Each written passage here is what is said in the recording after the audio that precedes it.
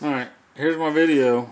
Sorry, this is the third time I've tried this because my computer was running slow. I don't understand what was going on. Anyways, and I tried it on my phone, and then for whatever reason, Android, if you go from vertical to horizontal, it just messes everything up. Anyways, hundreds of Ohioans being monitored for possible coronavirus. Alright, so I live in Obetz, which is just south of Columbus, about,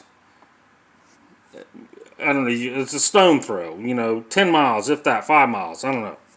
So I'm kind of worried because my daughter goes to a school outside of Columbus, but it's near Columbus. So I was this and I was like, okay, what's going on here? And I just visited some girl in the hospital that had she just got scoliosis surgery. She's doing good, but I was in Children's Hospital, and it was kind of scary when I was in there. And then I come home, and then I seen this, and I was like, what? Hundreds of Ohioans being monitored for possible coronavirus. And I was like, okay, what's really going on here? So, okay, local health departments have asked hundreds of Ohioans who recently traveled outside of the U.S. to self-quarantine, which I'm not going to say anything about that, in their homes for 2 weeks. There are no confirmed cases of coronavirus in Ohio yet. Okay. So it goes on to say, sorry, there are no confirmed cases. Okay, here's where it gets interesting. As many as 212 people across the state are being asked to check in with their local health department every day. Although they are not showing any symptoms, they are being asked to report their temperature to officials daily for at least 2 weeks, said Dr. Roberts, Columbus Public Health Commissioner. Okay. They're essentially in what Roberts describes self-quarantine and has been used during post-outbreaks. So I got to reading, blah, blah, blah. This is advertisement. It is going quite well, which apparently they've known about it, but they have to report for 2 weeks, which I don't understand that. It has gone quite well, and we have a lot of experience in this form doing, or a lot of experience with this form doing with Ebola, Roberts said. Let's see here. Columbus Public Health was monitoring 10 recent travelers as of Wednesday. Okay, that's today.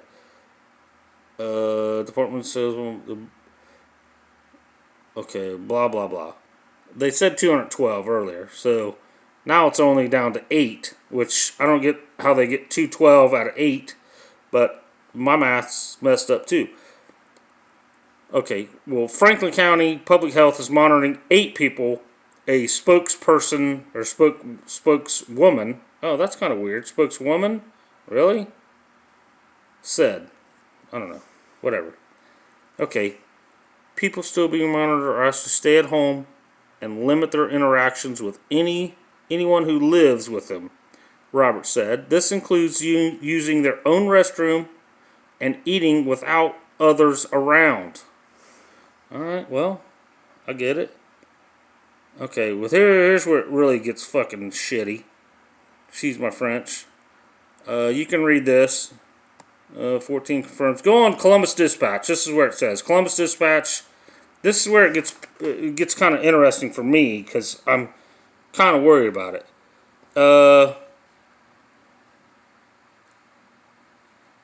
Hang on a second.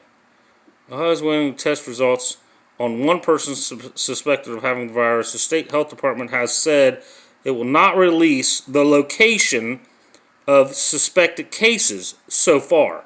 6 Ohioans have tested negative for COVID-19. Now, here's where it gets shitty with me. Okay, how can I send my child to school if I don't know where the location is? Is it North Columbus, South Columbus, East Columbus, West Columbus, Central Columbus. If it's close to the southern border of Columbus, which is not a border, you know, there's no border, but because I'm on the southern end of Columbus. So what I'm wondering is, where the frick is this place that they're worried about it, so I can keep my kids away from the harm? See, if I see a fire, I'm going to go, hey, sweetheart, stay away from that hot, big, flaming fucking fire over there, so she'll be safe. Or, hey, there's a car running down the street, make sure you look both ways before you cross the street, so I can keep my kids safe. Put your fucking helmet on when you ride your bicycle. I mean,